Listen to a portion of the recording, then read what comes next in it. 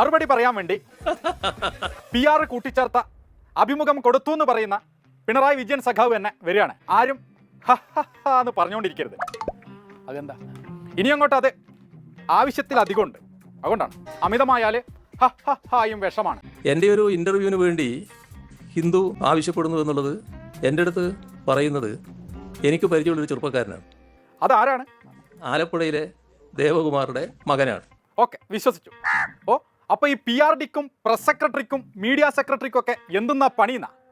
Press secretary കടന്നലിൻ്റെ role വഹിക്കുന്ന തിരക്കിലാണ്. Media secretary ആണെങ്കിൽ കവിത എഴുതിക്കൊണ്ടിരിക്കുകയാണ്. അവരിക്കൊന്നും സമയമില്ല. PRD പിരിച്ചുവിട്, മുഖ്യമന്ത്രിയുടെ മാധ്യമ വിഭാഗം പിരിച്ചുവിട്, മീഡിയ സെക്രട്ടറിയെ പിരിച്ചുവിട്. അല്ല, എന്നാൽ ഇതെങ്ങനെ പുതിയ ഒരാൾ അതിൻ്റെ ഇടക്ക് കയറിയൊന്ന്? അപ്പോൾ ഹിന്ദുവിന് ഇൻ്റർവ്യൂ കൊടുക്കുന്നതിന് വേറെ പ്രശ്നമൊന്നുമില്ല. അത് എനിക്കും താല്പര്യമുള്ള കാര്യമാണ്. ആയിക്കോട്ടെ എന്ന് ഞാൻ പറഞ്ഞു. അങ്ങനെയാണോ? അങ്ങനെ അല്ലല്ലോ ഹിന്ദു പത്രം പറഞ്ഞത്. എന്താ പറഞ്ഞതെന്നാ? ഹിന്ദു പത്രത്തിനെ സമീപിച്ചത് കെയ്സൺ എന്ന് പറയുന്ന ഏജൻസിയാണ് മുഖ്യമന്ത്രിയുടെ ഇന്റർവ്യൂ ഓഫർ ചെയ്തത്. പ്രസിദ്ധീകരിച്ചത് പോട്ടെ, ഇന്റർവ്യൂ പ്രസിദ്ധീകരിച്ച് വന്നപ്പോൾ ആ പ്രസിദ്ധീകരിച്ചതിൽ ഞാൻ പറയാത്ത ഭാഗമുണ്ട്. അതെങ്ങനെ?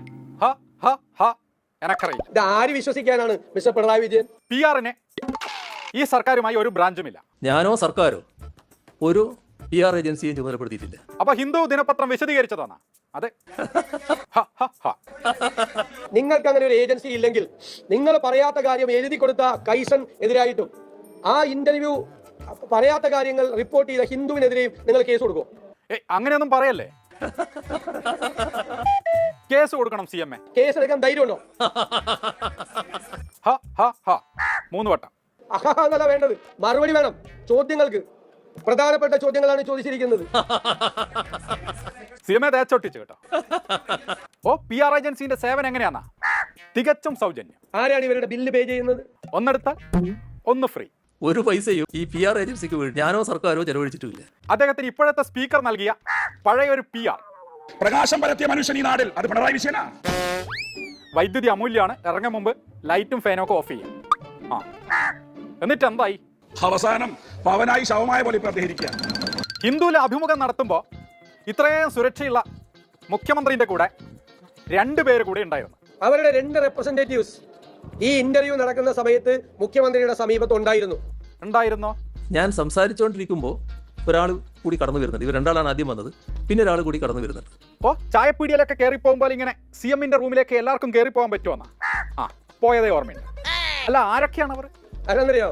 കേസന്റെ ഏറ്റവും പ്രധാനപ്പെട്ട ആള് ഹൻഡെ.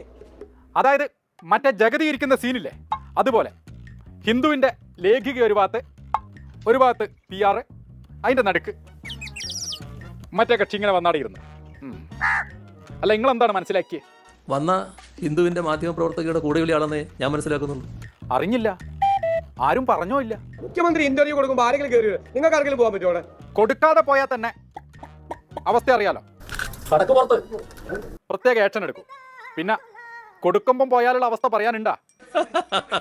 ഇനിയാണ് കാലിക പ്രസക്തമായ ചോദ്യം. പിന്നെയാണ് പറയുന്നത് അത് ഏതൊരു ഏജൻസിയുടെ ആളാണെന്ന്. എനിക്ക് അത്ര ഒരു ഏജൻസി അറിയില്ല, ആ വന്നയാളെ എനിക്കറിയുന്നില്ല. എനക്കറിയില്ല. ഒരു ഇന്റർനാഷണൽ ഏജൻസിയുടെ ഏറ്റവും പ്രധാനപ്പെട്ട നമ്പർ 1 സ്ഥാനത്തിരിക്കുന്ന ഒരാൾ കേരളത്തിലെ മുഖ്യമന്ത്രിയുടെ മുറിയിൽ, അതും അദ്ദേഹം ഒരു പത്രത്തിന് ഇന്റർവ്യൂ കൊടുത്തുകൊണ്ടിരിക്കുന്ന സമയത്ത് അടുത്തുപോയി നിൽക്കും എന്ന് പറഞ്ഞാൽ? അല്ല, CMA ഇരുന്നോ? അവിടെ വന്ന് ഇരുന്നു എന്നുള്ളത് ശരിയാണ്. ഞാൻ കേരള ഹൗസിൽ ഇരിക്കുന്ന സമയത്താണ് അത് നടക്കുന്നത്. പക്ഷെ അത് PR ഏജൻസിന്റെ ആളാണെന്ന് പിടികിട്ടിയില്ല. ഒരു മാധ്യമ പ്രവർത്തകയുടെ ഭാഗമായിട്ട് വരുന്ന ആളുകൾ 1, 2, 3 ആളുകൾ ഉണ്ടാകുന്നത് വളരെ അസാധാരണമായ ഒരു കാര്യമല്ല. 3 വട്ടം. വേറെ ആളെ നോക്കിയാൽ മലയാളികളെ ഇങ്ങനെ വീഡിയോകളാക്കരുത്. എന്താണ് ഈ CM-നോട് ഞാൻ പറയണ്ടേ? ഗീബൽസിനെ പോലെ നുണ പറയാ. മുഖ്യമന്ത്രി പറയാത്ത കാര്യം എഴുതി കൊടുത്ത ആ ഏജൻസിക്കെതിരായി, അത് പ്രസിദ്ധീകരിച്ച ഹിന്ദുവിനെതിരായി കേസ് കൊടുക്കാമെന്ന് ഞങ്ങൾ ചോദിച്ചത്. കേസ് കൊടുക്കണം സഖാവേ.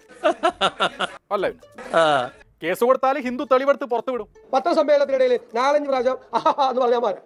എല്ലാവരോടും പറയാനുള്ളത് ഇത്ര മാത്രം. അത് എനക്കറിയില്ല. വീണ്ടും ചോദിക്കുന്ന എനക്കറിയില്ല. നിങ്ങൾ 2 ചിരി. അല്ല, എന്നാലും ആര് പറഞ്ഞതാണ് ശരി? ചോദ്യങ്ങൾക്ക് ഉത്തരം പറയാതെ ഒളിച്ചോടുകയാണ്. അപ്പൊ ഇവിടെ അവസാനിപ്പിക്കാൻ തോന്നുന്നു. സ്വിച്ചിനൊക്കെ ചൂടായി തുടങ്ങി. ഏതായാലും ഇവിടെ അവസാനിപ്പിക്കുകയാണ്. ശരിയാണ്. നിങ്ങൾ ഒരുപാട് ചോദ്യങ്ങളുമായാണ് വന്നിരിക്കുന്നതെന്ന് എനിക്കറിയാം. പക്ഷേ നിങ്ങൾ ചോദ്യങ്ങൾ ചോദിക്കാൻ നിങ്ങൾ തയ്യാറായിട്ടാണ് വന്നത്. പക്ഷെ എനിക്ക് ഉത്തരങ്ങളില്ല.